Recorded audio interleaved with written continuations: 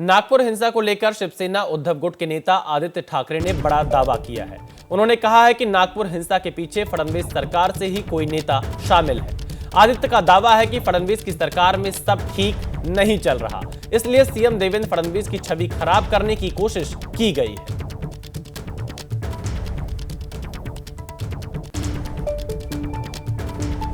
दंगे करवाना, और कहां किए इन्होंने दंगे? नागपुर में किए। छत्रपति संभाजीनगर से कितना दूर है नागपुर? वो भी किसी के होम स्टेट में किए, किसी के होम सिटी में किए, तो गडकरी साहब के जिले में किए। सीएम खुद जहां से आते हैं उसी जिले में किए, उसी शहर में किए। आरएसएस का मुख्यालय उधर किए। सरकार में ऐसा नहीं कि सब ठीक चल रहा है, कहीं ना कहीं गड़बड़ है। अगर आप देखें तो एक दूसरे पे टीका टिप्पणी हो रही है, तो क्या ये मुख्यमंत्री महोदय को अंडरमाइन करने की कोशिश उन्हीं के एलाइज में से कोई कर रहा है कि इस पे आप विचार कीजिए। तो नागपुर हिंसा के बाद राजनीतिक बयानबाजी भी काफी तेज हो गई। नम्रता हमारे साथ लगातार बनी हुई। नम्रता, एक तरफ आपने डिप्टी सीएम अजित पवार के बयान को सुना, वो ये कह रहे हैं कि भारत विविधता का देश है और मुस्लिमों को जो आंख दिखाएगा उसे बख्शा नहीं जाएगा। और यहाँ पर अगर हम आदित्य ठाकरे के बयान को सुने तो वो कह रहे हैं कि देवेंद्र फडणवीस की छवि को खराब करने के चलते ये हिंसा हुई है और सरकार के लोग ही इसमें शामिल हैं। कैसे देखते हैं आप इन बयानों को? देखिए विशाल, अजित पवार का जो बयान है उसमें कोई भी आश्चर्य की बात नहीं है, क्योंकि अजित पवार की जो पार्टी है उसका पहले से स्टैंड रहा है कि वो न्यूट्रल है। वो भाजपा या फिर एकनाथ शिंदे की शिवसेना की तरह पूरी तरह अपने आप को हिंदुत्ववादी नहीं कहते हैं। तो ऐसे में जब इफ्तार पार्टी भी थी तो अजित पवार ने वही बात कही जो उन्होंने चुनाव के ठीक पहले भी माइनॉरिटीज़ के लिए कही थी। उन्होंने कहा था कि जो भी मुसलमानों को आग दिखाने की कोशिश करेगा उसको बख्शा नहीं जाएगा। यही चीज़ वो पहले भी कहते आ रहे हैं। लेकिन सवाल उठता है महायुति के गठबंधन पर, क्योंकि इनकी सरकार एक साथ आई है तो सोच एक साथ क्यों नहीं मिलती। अजित पवार का जो बयान है वो थोड़ा सा अलग क्यों आता है, तो महायुति की बात वो एक अलग से अजित पवार करते नजर जरूर आते हैं, क्योंकि अजित पवार का वोट बैंक जो है वो कहीं ना कहीं ज्यादा जुड़ा हुआ है माइनॉरिटी से, इसलिए वो बिल्कुल भी उसको छोड़ना नहीं चाहते। दूसरी बात करें आदित्य ठाकरे के बयान की, तो आदित्य ठाकरे वही बयान दे रहे हैं जो विपक्ष के तौर पर देना चाहिए, और वो कोशिश कर रहे हैं कि भाजपा के अंदर ही कोई सवाल उठे ताकि जो नागपुर की स्थिति, क्योंकि नितिन गडकरी कई बार भाजपा के अगेंस्ट भी जवाब देते नजर आए, तो वो स्थिति का फायदा उठाते हुए आदित्य ठाकरे बयान दे रहे हैं। कुल मिलाकर कहें तो नागपुर के मुद्दे पर विपक्ष जो है वो सरकार को घेरने के लिए पूरी कोशिश में लगा हुआ है, और मामला भी काफी ज्यादा बड़ा है। कुछ दिन पहले पूरा विपक्ष मिलकर राज्यपाल के पास गया था, एक ज्ञापन सौंपा था, तो वो एक स्थिति जो है महाराष्ट्र में देखने मिल रही है, क्योंकि विधान भवन का जो सेशन है वो भी फिलहाल चल रहा है, मुद्दे रखने की कोशिश की जा रही है। तो कुल मिलाकर नागपुर का मुद्दा जो है बड़ा बना हुआ है। लेकिन बिल्कुल नम्रता, हमारे साथ बनी रहिएगा। नागपुर का मुद्दा बड़ा बनता जा रहा है। एक तरफ नागपुर हिंसा को लेकर जांच एजेंसियों की तफ्तीश जारी है, तो वहीं दूसरी तरफ इसे लेकर सियासत भी लगातार हो रही है। नागपुर हिंसा को लेकर एआईएमआईएम के सांसद असदुद्दीन महाराष्ट्र सरकार पर हमलावर हैं। ओवैसी जहां एक तरफ नागपुर हिंसा को सरकार की नाकामी बता रहे हैं, तो वहीं कह रहे हैं कि किसी को भी डरने और घबराने की जरूरत नहीं है। महाराष्ट्र का मुख्यमंत्री बोलता है,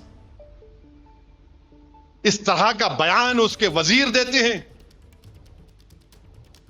कि वो निकाल देंगे, और फिर जब गड़बड़ होती बोलते नहीं वो पिक्चर की वजह से गड़बड़ हुई। अच्छा, पिक्चर की वजह से गड़बड़ हुई? तुम क्या कर रहे थे? तुम्हारा ही शहर है ना वो नागपुर। और क्या किया इन्होंने? कुरान करीम की आयतें जिस चादर मुबारक पर जला दिया। दोपहर में जाकर कंप्लेन दिया गया कि एक्शन लो। जाहिर है बाद में तशद्दुद हुआ, हम उसकी मजम्मत करते हैं, कंडेम करते हैं, मगर आप बोल रहे नहीं पिक्चर की वजह से हो। अच्छा, पिक्चर की वजह से हो रहा है सब, और आप क्या कर रहे हैं? हाथों में मेहंदी लगी हुई है आपकी, आप हुकूमत आपकी, पुलिस आपकी, इंटेलिजेंस फेलियर आपका। मेरे अजीज दोस्तों और बुजुर्गों, मैं एक ही बात कह रहा हूं, अपनी हिम्मतों को बुलंद रखिए। डरने और घबराने की जरूरत नहीं है। अल्लाह उसका रसूल हमारे साथ हैं, हरगिज डरने की जरूरत नहीं है। जमहूरियत के दायरे में रहकर हम लड़ते आए और लड़ते रहेंगे। ये लोग डराने की सियासत अगर कर रहे हैं तो याद रखो, हम सिर्फ अल्लाह से डरने वाले हैं, इख्तिदार की कुर्सियों पर बैठने वालों से डरने वाले नहीं है। तुम आज है कल नहीं रहोगे इंशाअल्लाह ताला, तुम जाओगे इंशाअल्लाह ताला, तुम गुमनामियों के वादियों में गुम हो जाओगे, याद रखो। और जब मौरिख तुम्हारे बारे में कलम लिखेगा ना तो कहेगा कि तुमसे बड़ा कोई जालिम नहीं था।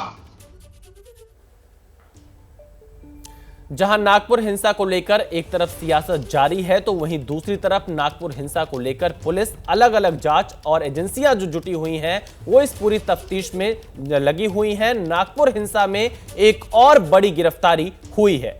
माइनॉरिटीज डेमोक्रेटिक पार्टी के कार्यकारी अध्यक्ष हमीद इंजीनियर को गिरफ्तार किया गया है। हमीद पर सोशल मीडिया के माध्यम से हिंसा की साजिश रचने का आरोप है कि जिस दिन हिंसा हुई उस दिन सुबह से हमीद लोगों में डर पैदा करने वाले बयान सोशल मीडिया पर दे रहा था और चंदा भी मांग रहा था।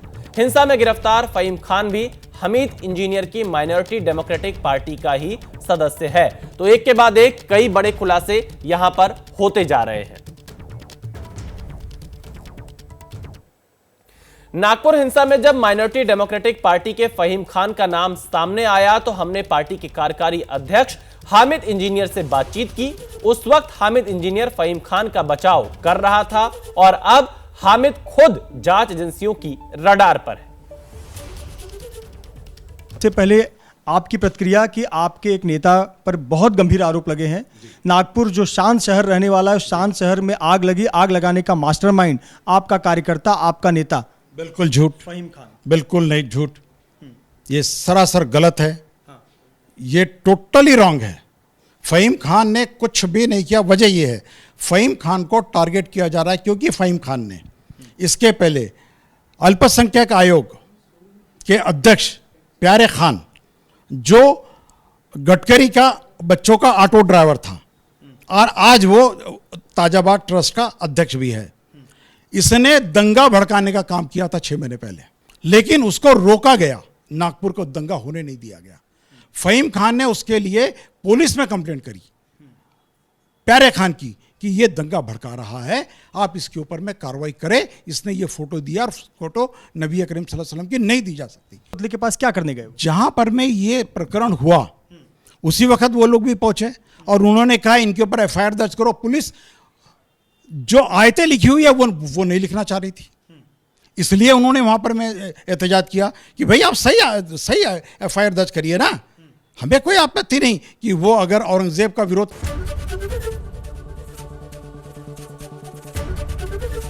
ABP गंगा, खबर आपकी, जुबान आपकी।